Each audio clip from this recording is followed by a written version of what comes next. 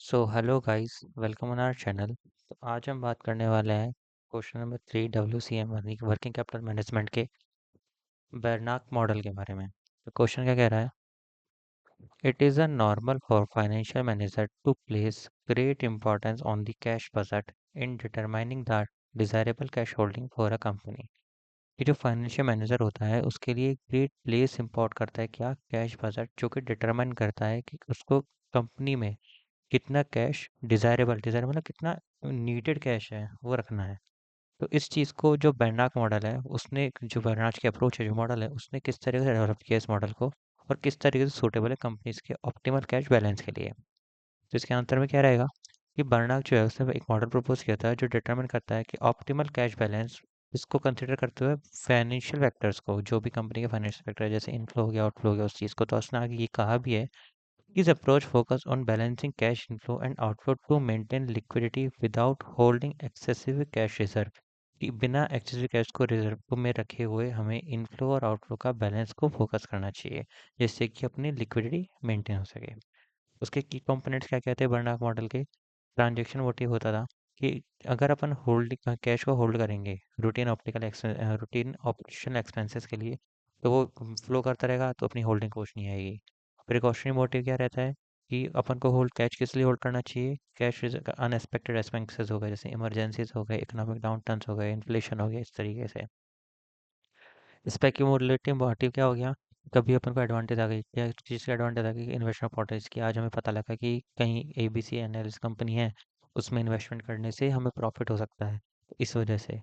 ठीक है। उसके बाद क्या है? Cost benefit analysis. कि कभी कभी अपन को क्या रहता है कि होल्डिंग एक्सेस कैश करेंगे तो उसकी अपॉर्चुनिटी कॉस्ट रहेगी। जैसे कि अगर आज अपन 1 लाख रुपए किसी बैंक में डिपॉजिट किया और उसी 1 लाख को कहीं अपन म्यूचुअल फंड या फिर शेयर मार्केट में लगा दे तो उससे ज़्यादा रिटर्न कमा सकते हैं। तो उस होल्डिंग कॉस्ट की बात हो रही है। और फिर इस 1 लाख को होल्ड करने के 1 लाख एक्सपेंस आता है हर जगह। तो उस चीज़ के लिए अपॉर्चुनिटी कॉस्ट भी लेट को होती है और उससे रिस्क भी कम होती है, जिससे लिक्विडिटी क्राइसिस भी डाउन हो सकते हैं। अब इसका फॉर्मूला क्या होता है?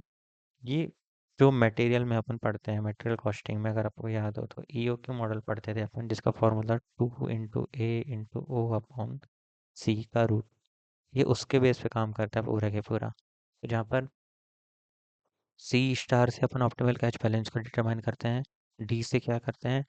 डिस्टरबेंस ओवर अ पीरियड, कि हमें पूरे के पूरे पीरियड के लिए कितना पैसे की नीड होगी। H मतलब फिक्स कॉस्ट पर ट्रांजेक्शन, कि अपन को एक ट्रांजेक्शन के लिए कितनी फिक्स कॉस्ट चाहिए। और H मतलब holding cost per unit of cash. जैसे कि अपन इसमें क्या करते थे, 2 × A का होता था एनुअल डिमांड, और O का मतलब ordering cost, C caring cost, और इसका रूट सेम इसी मॉडल पे ये काम करता है, दोनों बराबर ही चलते हैं। तो कैसे आगे कि बर्नाक मॉडल इंश्योर करता है कि क्या कंपनी में मेंटेन रहे अप्रोप्रिएट कैश बैलेंस, इसके लिए टू मीट ऑपरेशनल नीड्स मतलब डेली नीड्स, जिस और उसके साथ साथ क्या होगा कि जो फाइनेंशियल रिटर्न है उसको भी मैक्सिमाइज कर सकें। और नेक्स्ट है क्वेश्चन 100 देख लेते हैं।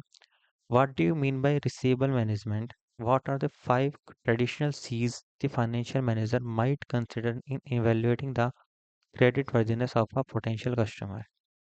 कि रिसीवेबल मैनेजमेंट क्या होता है और अपने पास 5 C's जो है वो किस तरीके से काम आता है। तो रिसीवेबल मैनेजमेंट क्या होता है कि receivable management is the process of monitoring and controlling a company's credit sales to optimise cash flow while minimising bad debts. तो रिसीवेबल मैनेजमेंट क्या होता है कि वो मॉनिटर करता है किसके प्रोसेस को मॉनिटर करता है, कंट्रोल करता है किसके, कंपनी के क्रेडिट सेल को, जिससे ये क्या करे, कैश फ्लो आराम से बना रहा है और बैड डेट्स हो वो कम से कम हो सके। ये क्या क्या इंक्लूड करता है? सेटिंग क्रेडिट पॉलिसी, कि किसे क्रेडिट देना चाहिए, कितने टाइम पीरियड के देना चाहिए, किस टर्म्स पे देना चाहिए। Monitoring accounts receivable and ensuring timely collection, की मान के चलो हमने ए को दिया है 18 डेज का टाइम पीरियड, तो उससे 18 डेज में कलेक्शन आ जाना चाहिए। बी को अगर अपन ने 12 डेज का दिया है तो 12 डेज में आने जाना चाहिए, इस तरीके से।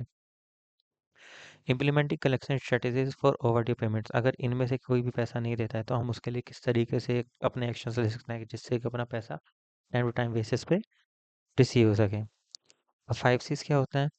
When evaluating a customer's creditworthiness, financial managers use 5C model, कि अपन को किसी क्रेडिटर की अगर वैल्यू देखनी है तो अपन 5C के ऊपर, जो फाइनेंशियल मैनेजर बनेंगे वो 5C मॉडल के ऊपर काम करते हैं। पहला क्या होता है? कैरेक्टर, कि उस कस्टमर का फाइनेंशियल क्रेडिटर कैसा है, करेक्टर कैसा है, उसकी हिस्ट्री कैसी है, उसका रिपेमेंट बिहेवियर कैसा है, इवैल्यूएट करते हैं उसके पास्ट ट्रांजेक्शन, उसने अपने साथ कैसा काम किया है, उसका रेफरेंसेस क्या है, उसका क्रेडिट रिपोर्ट्स क्या है, कि उसने पास्ट में किसी से फ्रॉड वगैरह तो नहीं किया। इस तरीके से अपन उसका पूरा पहले कैरेक्टर चेक करते हैं।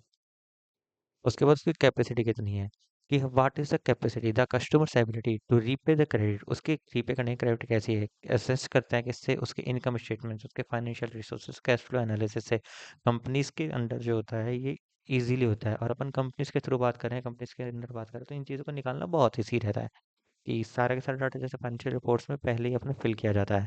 इस तरीके से अपन कैपेसिटी को चेक कर सकते हैं। उसकी कैपिटल, नेक्स्ट आता है कैपिटल, कि जो कस्टमर है उसकी फाइनेंशियल स्ट्रेंथ कितनी है, उसने इन्वेस्टमेंट बिजनेस कितना, बिजनेस में इन्वेस्टमेंट कितना कर रखा है। अगर उसका स्ट्रॉन्ग कैपिटल बेस होगा तो उसकी पेमेंट अच्छे से अच्छी बढ़ेंगी, उसकी गुडविल क्या जाएगी उसके। इस तरीके से कोलेट्रल, कि उसने असेट्स प्लस की सिक्योरिटी के अगेंस्ट कितने क्रेडिट उठा रखे हैं, कि वो डिफॉल्ट में तो नहीं है, अगर डिफॉल्ट है तो उसकी कितनी कोलेट्रल रिस्क में ड्यू रहता है। क्योंकि जो अपन लिक्विडेट करते हैं, लिक्विडेट में डेटर्स का पहला डेटर्स का जो पहले पैसा होता है उनसे रिसीव करके क्रेडिटर्स को पेमेंट किया जाता है। तो क्रेडिटर को पहले प्रेफरेंस दी जाती है कि पेमेंट करने के लिए। तो इस वजह से वो भी देखा जाता है कि सारे, अगर उसके असेट से पैसे इकट्ठा भी होता है तो क्या हमें कुछ पैसा रिट्रीव भी हो सकता है, नहीं हो सकता। कंडीशंस क्या-क्या हैं उसकी, कि एक्सटर्नल इकोनॉमिक इंडस्ट्री फैक्टर, जो आफ्टर रीपेमेंट एबिलिटी कैसी चल रही है, मार्केट में ट्रेंड कैसा चल रहा है, कंपटीशन कैसा है, रेगुलेटरी चेंजेस हो रहे हैं नहीं हो रहे। इसमें पूरा पूरा मार्केट को चेक किया जाता है कि मार्केट में इस टाइम क्या चल रहा है, क्या नहीं चल रहा। इस बेस पे सारा काम करते हैं। तो आई होप आपको आज की वीडियो पसंद आई होगी। अगर आपको वीडियो पसंद आई तो लाइक करें, शेयर करें और चैनल को सब्सक्राइब करें। Thank you so much guys.